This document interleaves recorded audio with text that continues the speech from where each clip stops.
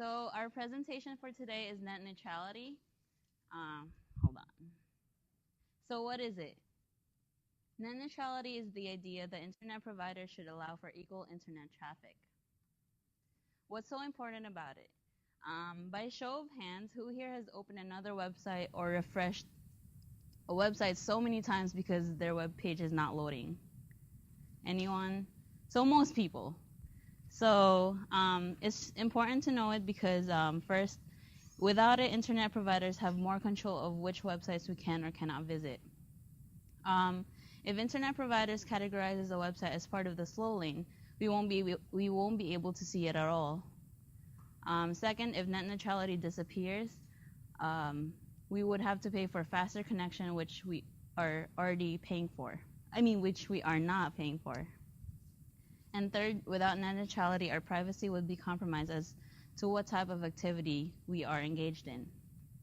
Ali and I will start with the history of net neutrality. Then Oksana will talk about the company side, Ingo will talk about the consumer side, and Tom will finally talk about the consequences. So the first piece of legislation that the government created to regulate and oversee telecommunication was the Communications Act of 1934. This was the piece of legislation that created the FCC. And as you can see, there are four main things that they oversee: telephone, telegraph, television, and radio. Collectively, you can think of these as the telecommunication services. And it regulates the broadcasting industry as a whole. So that includes everything from commercials to fees and rates and government use of communication. And an important thing to note is that these categorize internet service providers as common carriers, which are private entities that provide a public service. That's going to come up later.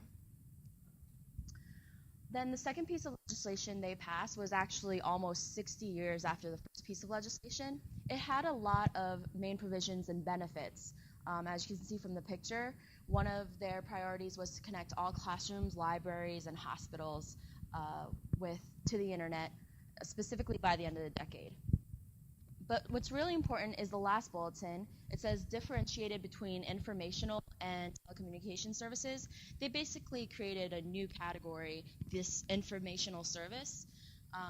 And it, like for instance,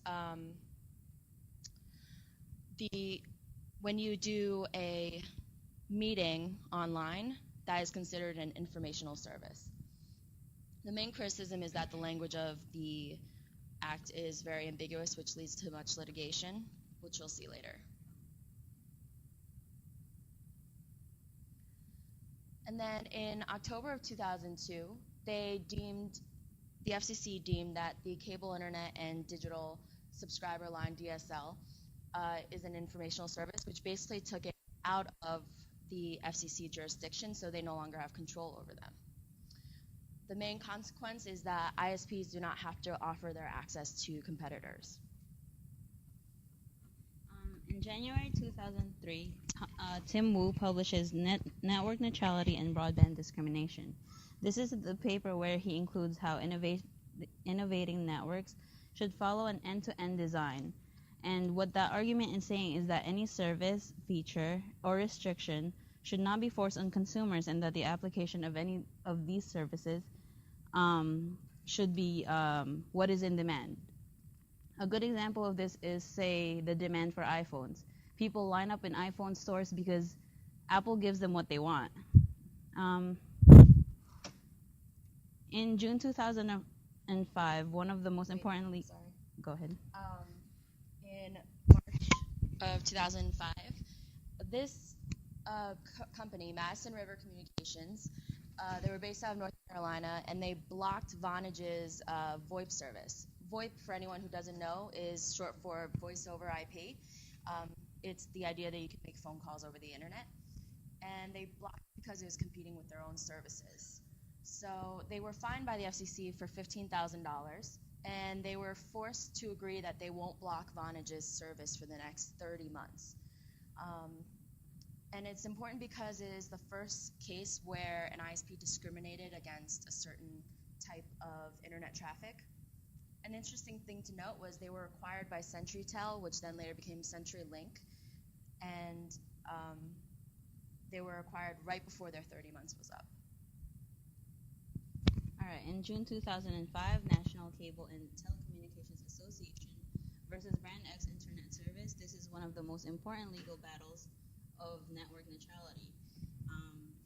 The Brand X wants to use private companies' coaxial cables as a common carrier, but they lost the lawsuit and they're denied the access and not able to compete with larger ISPs. In September to November 2007, Comcast interfered with BitTorrent's traffic, and this is very important to those, especially to those who actually use torrents. So by a show of hands, who have used torrents? Would that number increase if the professor wasn't looking? Or okay. Okay, so this is when you torrent, you guys know that the speed depends on if how many people are seeding the file, and it also depends on the internet traffic. And this is where net neutrality comes in. When this is disrupted, no one can torrent and you won't get your file. FCC considered reclassifying the service, as Ali already mentioned, from broadband services to telecommunication services, but this was decided against in December 2010. In January, FCC begins a formal investigation on Comcast because there's a Comcast is disrupting the net neutrality, and I think Oksana is going to expand more on this later. September 2011, the Open Internet Order is published by the Federal Register. So what we have now is the Open Internet Order. There's free service, it's publicly available, and it treats traffic flow equally. But on January 2014, the DC Circuit overturned the Open Internet rules.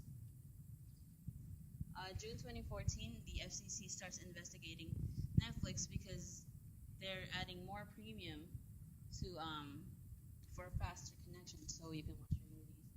But right now, the rate is the same as with the rate they're gonna add more to the premium, and we're gonna have to pay more just to watch our movies. So in January,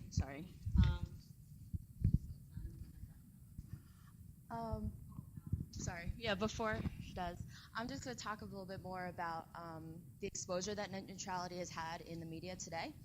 So the Pew Research Center, they basically found that Americans are not very aware of net neutrality. And this is a good graphic to show you because this little red line shows that 25 news programs mentioned net neutrality recently, but that's out of a total of 2,820 programs. And so not many people are in the know about what the issues are, but those who are in the know, they've created a lot of hype on the internet. So it's hard to really know how many petitions are out there, but we know for a fact that there are 5 petitions to the White House. My research shows that there aren't enough signatures on any 5 of those petitions to warrant a response from the White House. So the FCC opened up a comments period from the public. It started May 15th, and the deadline was actually this past Tuesday, the 15th of July. It's funny because so many people logged onto the website and submitted comments that their website crashed, and because no one was able to access the website, the deadline's actually been extended to tonight midnight. So I urge you to go out and comment. The website's up there just for your information, but you'll get these slides at the end. You should. Extra credit, maybe. Just kidding. So after I submitted a comment, I received this email from Tom Wheeler, the chairman of the FCC. I'll let you read it for yourself what he wrote, but in the end he wrote, "I'm a strong supporter for the open internet. which it's funny because before he was the chairman of the FCC, he was a lobbyist for the big cable and wireless companies. Also, it was his FCC administration that passed the rulemaking policy, or I'm sorry, the rulemaking suggestion that net neutrality be done away with. So it's I'd like to talk to you about the long-term consequences if net neutrality is eventually repealed. First, I want to talk about an oligopoly that will be created for the bandwidth by a few large companies. There will be an end to innovative and competitive products and online services. The internet will become a similar format to that of which we see for the major TV cable providers. And I also want to talk about some possible alternatives. So this is the map of the internet as it is right now. Actually, this picture was really pretty, and I wanted to include it because if net neutrality gets taken away, then it's not going to look like this anymore.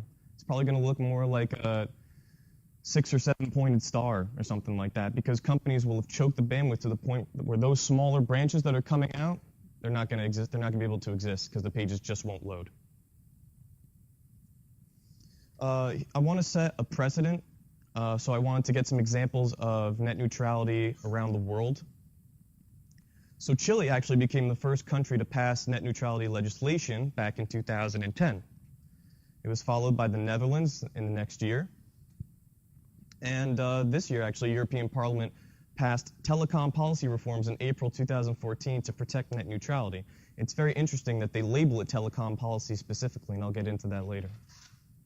And Brazil, actually, this year passed the Internet Bill of Rights in order to ensure net neutrality and protect the online privacy of its users in the wake of wiretapping.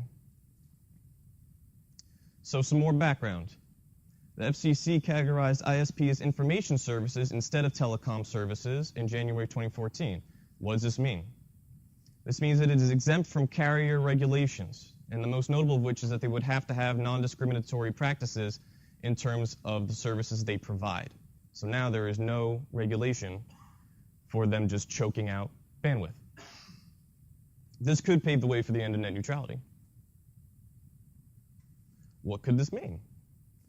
The US ISPs might forbid access to international sites or services because they don't have to pay the premium by their country's law. So if the US, so for example, if a European website comes to the US and says, you know, I want to access your market, and the US says you have to pay a premium to get on the fast lane, European company says, no, I don't have to do that by my country's law, the US could say, well, tough, that's our law. And with US services getting preference, international competition will be stifled. A few US companies will oligopolize the internet. And since the US has over 20% of the world's IP addresses, the international competitors will lose access to that market. And speaking of competition, because of net neutrality, there are literally hundreds of services the public takes for granted every single day.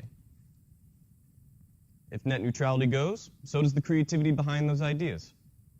And startups who have a good idea and who want to get their idea on the internet will have two options. First, they will either have to pay the premium, or they will have to become absorbed by a larger company who thinks their product is lucrative enough to turn a profit. Otherwise, tough. And in 2012, actually, a community in North Carolina, very interesting, North Carolina, they attempted to create their own fiber optic network and succeeded. And they were taken down, and it was declared illegal after the ISPs lobbied, and it got declared as unfair competition. And when the citizens of North Carolina asked, when are you going to put towers here to give us internet access, they say, not enough people per capita. It's not worth it. So, payment plans for the internet. There will be paywalls for premium content if net neutrality gets taken away. That I can guarantee you. Like I mentioned before, oligopolization of the bandwidth by a few major companies will happen. And the internet will go the way of cable TV. Here's a picture of what that could look like. Your basic internet access for $30. You want to use a search website? Extra $5. You want to check your news? Extra $5. You want to play games? Extra $5. You want to watch TV? Extra $10. You want to go into, social networks are free. That's weird. Huh. Anyways, you want to stream music? Extra $10. You want to buy stuff online? You have to pay an extra $5 per month. but there are alternatives.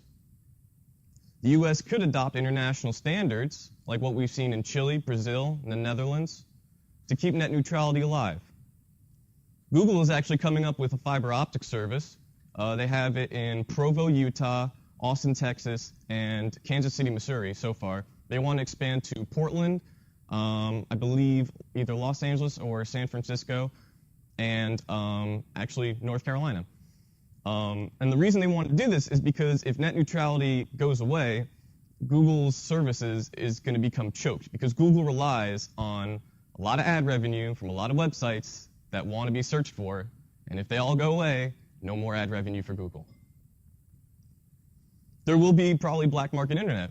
We already saw it. People in North Carolina created a fiber optic service. That's fast. Fiber optic is super fast. We could easily see people around the country building those websites. Those internet providers. Or the simplest option, the ISPs could simply invest in better technology to increase bandwidth for everybody and solve the entire problem. So we have a couple questions for you guys, if you want to get your clickers out. Professor, what channel? 41. You want to do questions? All right.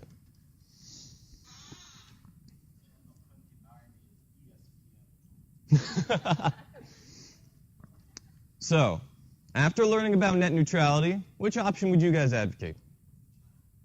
41.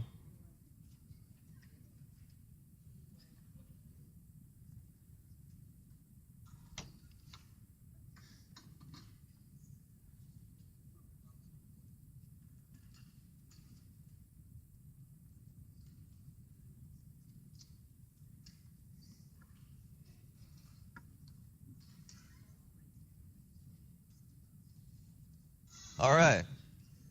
Oh, it's got to have that one rebel, right, Mike?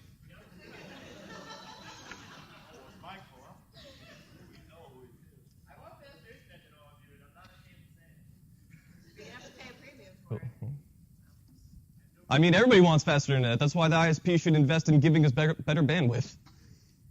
Next question. The FCC has given the public time to submit electronic comments on their views of an open internet. How many comments were submitted in the past 30 days alone? This was from Ali's section. Were you paying attention? Oh, you blocked it out. Oh, sneaky, sneaky, sneaky. Don't give them the answers. All right, let's see. What do people think? D. The answer is actually C.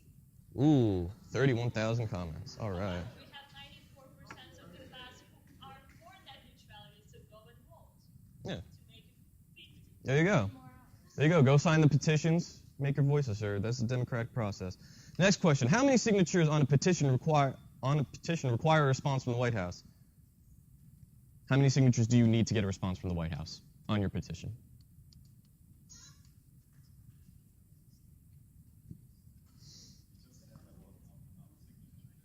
Mm-hmm. All right. All right, B is the correct answer. You need 100,000 signatures.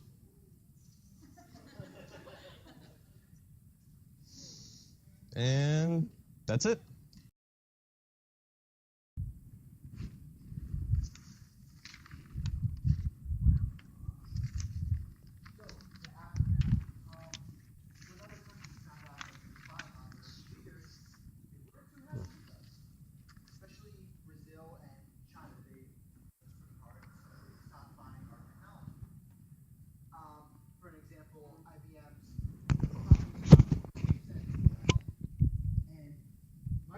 Lost one of their biggest.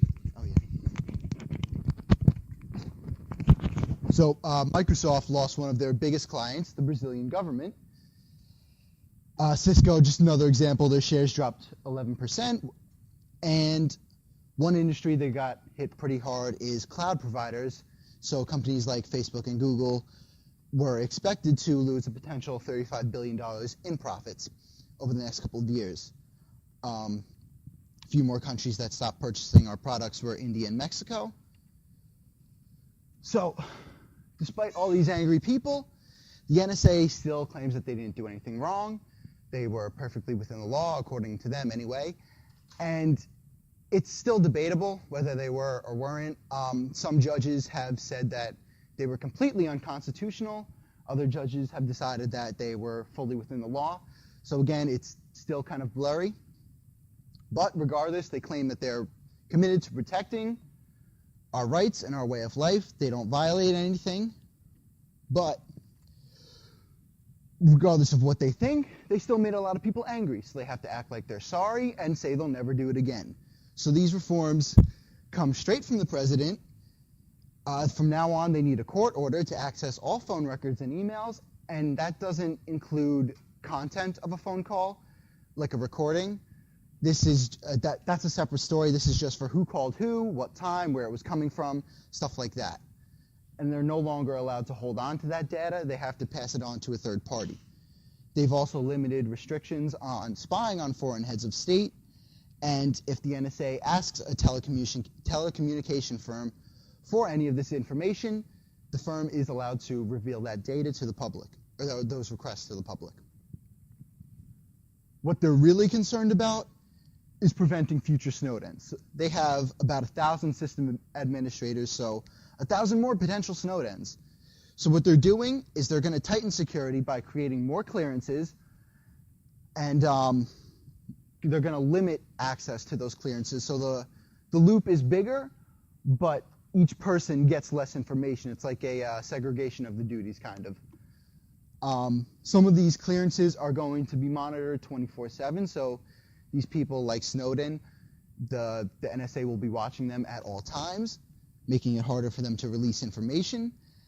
And again, about 1,000 of these system administrators, they want to replace them, 90% of them, with machines. And the NSA director described it as a thin virtual cloud system. So a good chunk of them will be out of jobs soon. And then you get into the what ifs. Face recognition and crowd identification. You know, we've got street cameras or traffic cameras every here and there, so it's not too far off. It's not impossible. Some of these things like crime prediction, the Minority Report, that's a little more out there, a little more far off. And then there's their ultimate goal, which is eliminating potential threats to security and thwarting terrorists.